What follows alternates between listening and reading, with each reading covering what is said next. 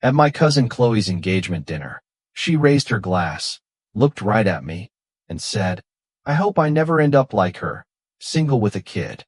The room erupted in laughter. Not polite laughter, but real, hard laughter, like she'd said the funniest thing all night. My uncle Reuben clapped the table and added, "Men don't want used goods. That's just how it is." Even my own mother let out a little chuckle as she reached for the wine. I sat there frozen, my face hot, heart pounding, trying to act like it didn't matter. But then something unexpected happened. Ethan, Chloe's fiancé, stood up.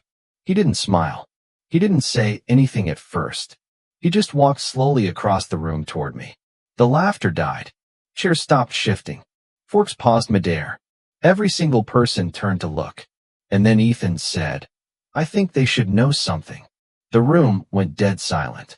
I received the invitation a month before the dinner. A cream-colored cardstock with gold lettering, perfectly over the top, invited me to celebrate the engagement of Chloe Rowan and Ethan Hart. I stared at it for a long time before putting it down next to a stack of unpaid bills. Chloe and I hadn't spoken in more than 6 months. Not since she made a joke at a baby shower about how I collected diapers and bad decisions. I laughed then to keep the peace, but it sat in my stomach like a stone. I wasn't sure I could sit through an entire evening surrounded by people who still looked at me like I was some teenage cautionary tale. Even though I was 32, raising my son on my own, working 2 jobs, and keeping our little apartment afloat with late-night freelance gigs and prayer. I almost didn't go, but my mom called me 3 times the day before. Chloe's family, Imani, just smile, eat a little, show your face. It's one evening. She didn't say it out loud, but I knew what she meant. Don't cause a scene. Don't make anyone uncomfortable. Blend in. So I found the nicest dress I had, which was 2 years old and just barely zipped. I borrowed shoes from my neighbor and let Zion pick the necklace I wore. He chose a little silver heart that he said looked like his. When we arrived, I could already feel the tension tucked behind the floral arrangements and fake hugs. The restaurant was upscale, with a private room, low lighting, and soft music, expensive wines lined up like trophies. Everyone wore elegance like armor. Chloe floated across the room in a fitted silk dress and too much perfume. She kissed me on the cheek like I was her distant aunt. "I'm so glad you came," she said with a smile that didn't reach her eyes. "Did you bring a plus one?" "Just Zion," I said. "Oh," she said and turned to greet someone else. Zion was sent to the kids' table with a coloring book and chicken tenders. I was seated near the end of the long, white-draped table between my mother and Aunt Valerie, who spent the first 10 minutes showing me pictures of her dog's Halloween costumes. I scanned the table. My uncle Reuben, Chloe's dad, was already 3 drinks in. My mom looked like she had been trying to stay invisible since we walked in. Across the room, Ethan stood quietly by the bar talking with his younger brother. I noticed how he kept checking his phone and how his smile looked forced. It was clear who the room was for. Chloe was glowing under the attention, working the crowd with practiced charm. She always knew how to make people laugh.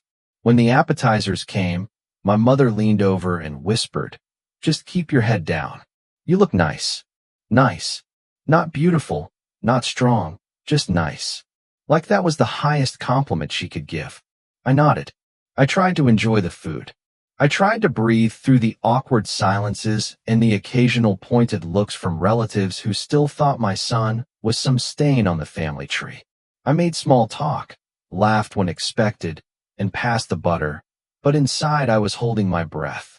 I didn't expect kindness, not really, but I didn't expect what came next either.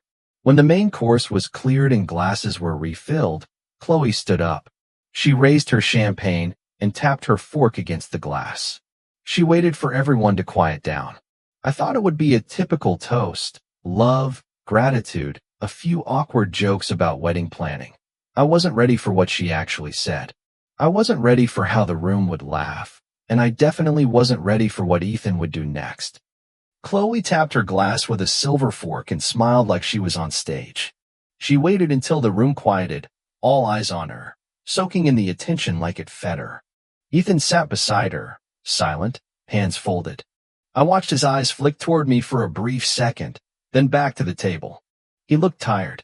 Chloe raised her glass. Thank you, everyone, for being here tonight. I can't believe I get to marry someone like Ethan. He's patient, smart, and most importantly, he puts up with me. Laughter rolled through the room. Her voice was smooth, polished, confident. Really, though, I just hope our marriage lasts. I'd hate to end up like some people. She turned her head toward me just slightly, just enough. There was a pause. I mean, single at 30 with a kid. She laughed. The room exploded. Not a few awkward chuckles, real laughter. My aunt actually wiped her eyes. Reuben slapped the table, wheezing from his own joke before he even said it. Men don't want used goods, he said. That's just how it is. You can't trade in a dented car and expect full price. My stomach dropped. I looked to my mother. She gave a weak smile and reached for her wine. I wanted to vanish. I stared at my empty plate, my hands in my lap gripping my napkin so hard it wrinkled into a knot. I could feel every eye glancing toward me. Not long enough to count as confrontation, just long enough to confirm the punchline. I was the punchline. I thought of Zion, just a few feet away, happily drawing a spaceship on a napkin. He didn't hear it. He didn't know they were talking about his mother like she was some second-hand dress in a clearance bin. Aunt Valerie leaned toward me and whispered, "Oh, honey, she didn't mean it. Chloe just likes attention." It wasn't just attention. It was venom in a glass flute served with dessert. I sat up straighter, refusing to let them see me flinch. My cheeks were burning, my heart thudding so loud I could barely hear the background music. I glanced at Ethan again. He looked at his hands. His jaw was tight. He wasn't laughing. Chloe continued like nothing had happened. She made a few more jokes, this time about how she made Ethan get rid of his gaming console and how he would never survive marriage without her. The laughter was softer now. A few people looked uncomfortable. My mom fidgeted with her bracelet. No one said anything. That was the worst part. No one said anything. They laughed because it was easy.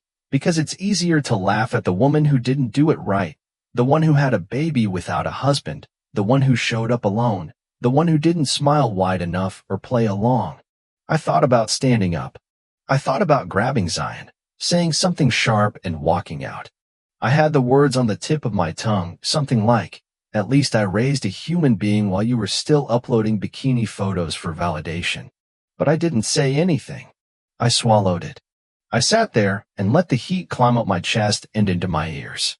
I took a deep breath and reminded myself that I was here for one night, that I would go home, tuck Zion in, and not give any of these people another thought. Then Ethan stood up. He didn't say anything at first. He just pushed his chair back and walked around the table. Everyone stopped. Chloe blinked.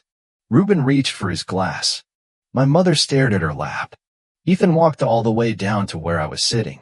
The sound in the room flattened, like all the oxygen had been sucked out. He looked at me, then looked at the table full of people, the family he was about to marry into. And then he spoke. "I think they should know something," he said. No one moved. No one laughed. In that moment, everything shifted. Ethan's words hit the air like a stone dropped in still water. "I think they should know something." The room didn't just go silent. It paused. Every clink of silverware, every nervous giggle, every movement froze. My cousin Chloe blinked, confused, unsure if this was part of some surprise toast she hadn't approved. My uncle Reuben lowered his glass. My mother turned slightly in her seat, finally looking at me instead of past me. I couldn't breathe. Ethan was standing directly beside me now, not behind me, not halfway across the table, right beside me. Close enough that I could see the way his jaw was clenched. I expected more humiliation. Maybe he was going to agree with him. Maybe he was about to say something I'd never recover from. He looked down at me, not with pity, not with shame, but something else, something solid. Then he turned to face the rest of the room. "I don't think I can sit here and let this continue," he said. His voice was calm but clear.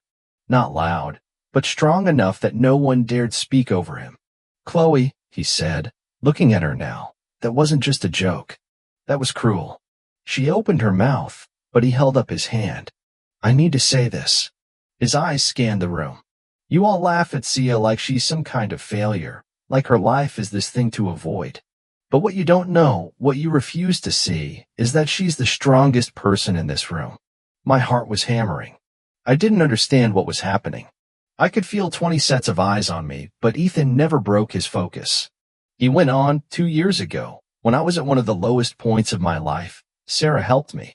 Not just with job leads or encouragement, but with real support. She gave me her time, her energy, her kindness. When no one else in this family even noticed I was struggling, people began to shift in their seats. Chloe's smile had vanished. My mother's hands were folded tight in her lap. When I got laid off from my tech job, I fell into a depression. I started drinking too much. Chloe told me to snap out of it. Her dad told me to stop being weak. But Imani checked in on me every week. She helped me clean up my resume. She put me in touch with someone she used to work with. She even watched my niece when my sister had surgery just so I could go to job interviews. She never asked for anything. She didn't expect credit. She just showed up. He turned toward me again. You didn't know me well, but you saw I was drowning and you pulled me out. I felt my throat close, not with shame this time, but with disbelief. Ethan turned back to the table. So when you laugh at her, when you reduce her to some stereotype, when you act like she's broken or used or whatever disgusting thing Ruben just said, you're not insulting some abstract figure. You're insulting the person who helped me get back on my feet. You're insulting the kind of woman I wish more people could be. Chloe stood up. No? What are you doing? I'm being honest, Ethan said. I've sat through a lot of fake smiles and shallow compliments tonight, but I'm not going to sit here and watch you tear down someone good just to make yourself look better. Chloe's face was hard. Are you trying to embarrass me? No, Ethan said. You did that on your own. A few people looked down at their plates. My uncle's face was flushed red. My mom looked like she wanted to disappear. No one moved. No one said a word. Ethan looked at me again. You didn't deserve that. Any of it. I wanted to say something, thank you, or maybe I'm fine, but I couldn't. I just nodded. That was all I could do. In a room full of people who claimed to love me, Ethan was the first one to actually stand up for me. Not behind closed doors, not later over text. Right there when it mattered. The air had changed. The story had shifted, and for the first time in a long time, I wasn't shrinking in my chair. No one moved. The room stayed suspended in that thick, unbearable silence after Ethan finished speaking. I could hear the hum of the overhead lights. Somewhere in the distance, a server dropped a tray. No one laughed. No one dared. Chloe was still standing, staring at Ethan like he had slapped her in front of the entire family. Her cheeks were flushed, but not from embarrassment. This was rage, pure and sharp. She looked around the table, searching for someone to save her, to back her up, to redirect the spotlight.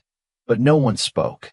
Uncle Ruben shifted in his seat, then finally muttered, "He's just emotional. Don't take it so seriously."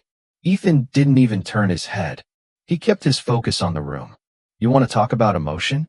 Fine. Let's talk about what it actually takes to raise a child alone, to hold down 2 jobs, to show up for someone when it's not convenient. That's not emotion. That's strength. Chloe crossed her arms. Are you trying to say you have feelings for her? Ethan looked at her like he didn't recognize the person in front of him. I'm trying to say I admire her. I respect her. And maybe if you spent less time performing perfection and more time listening, you'd understand why that matters. The words landed harder than anything he'd said before because it wasn't just about me anymore. It was about truth. It was about someone standing up in a room full of people who had built their self-worth on hierarchy and polite cruelty and finally calling it out for what it was. My mother opened her mouth, then closed it. She looked at me with something like guilt, like recognition that maybe she had failed me too. For years, she had told me to keep quiet, to forgive, to smile through it. Maybe she was seeing for the first time how deeply that silence had cost me. I didn't expect an apology, not from Chloe, not from Ruben, not even from my mother. I wasn't waiting for redemption, but I could feel the shift. Something cracked open. Then Ethan turned fully toward me. He didn't touch me. He didn't reach for my hand. He simply stood there with the quiet kind of presence that felt like protection without possession. "You deserve better than this," he said. I met his eyes. I didn't look away. Not this time. I stood up slowly. My hands were steady now. I looked down the table and saw a room full of people who had spent years defining me by the one thing they disapproved of, as if one chapter of my life had erased every other page. I saw Chloe, furious but silent. I saw my mother, finally speechless. I saw Reuben trying to shrug it off with another sip of wine, and I felt no fear. I turned to Zion, still happily drawing spaceships at the kids' table, untouched by the storm. He looked up and smiled at me. I smiled back. "I think we're going to head out," I said to no one in particular. I wasn't asking permission. I walked to Zion, helped him gather his crayons, and picked up the picture he'd drawn, a little rocket ship flying toward a sun with big, uneven rays. He handed it to me like it was gold. "Did you have fun, baby?" I asked. He nodded. "Are we going home?" "Yes," I said. "We are." Ethan stepped back, letting me pass, but he gave me a slight nod as I walked by. It wasn't a goodbye. It was a message. You were seen. You mattered. You weren't wrong to stand tall. As I reached the door, I looked back once. No one was laughing anymore. Chloe sat stiff in her chair, her lips pressed into a line. Reuben scrolled his phone like nothing had happened. My mother stared at her glass, her fingers trembling just slightly. I didn't need an apology. I didn't need approval. I had told the truth by simply existing, by not shrinking, by not leaving in shame. And Ethan had backed that truth in front of everyone. That was enough. I opened the door, and Zion slipped his hand into mine. We left together, steady, unshaken. The night air felt different the moment we stepped outside. Not colder, just cleaner, lighter, like the weight I had been carrying for years had finally lifted. Not because someone took it from me, but because I stopped pretending it was mine to carry. Zion skipped ahead a little on the sidewalk, humming as he waved his drawing in the air like a flag. I watched him and thought about what it had taken to raise a boy who was still joyful, still full of light, even when his mother had walked through fire to keep that light alive. I used to see my life through the lens of what I had lost, the relationship that didn't last, the family who never understood, the security I gave up when I chose to have a child alone. For years, I let their voices tell me what I was worth. I absorbed their disappointment. I wore their judgment like it was mine to fix. But walking out of that room, hand in hand with my son, I felt something shift inside me. Not anger, not pride, just clarity. They weren't laughing anymore because someone finally told the truth. Not the story they built around me, but the story I actually lived. I didn't need a man to validate me. I didn't need my family's approval to make my life real. I needed honesty. I needed someone to say out loud that I was more than the worst version of their assumptions. Ethan didn't fix me. He didn't rescue me. What he did was more powerful. He saw me. And in doing that, he gave the rest of the room no choice but to see me too. That moment wasn't just about defending me. It was about breaking a cycle, the kind that tells women they are only valuable if they come with the right packaging, the kind that calls mothers selfish for being alone, the kind that labels strength as failure if it comes without a ring. My mother texted me later that night. One sentence. "I'm sorry.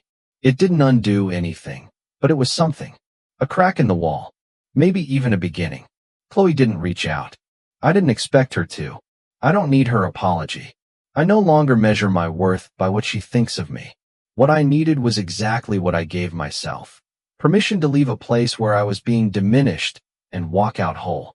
I put Zion to bed when we got home. He was tired but happy. He didn't ask about the dinner. He didn't ask why I looked different.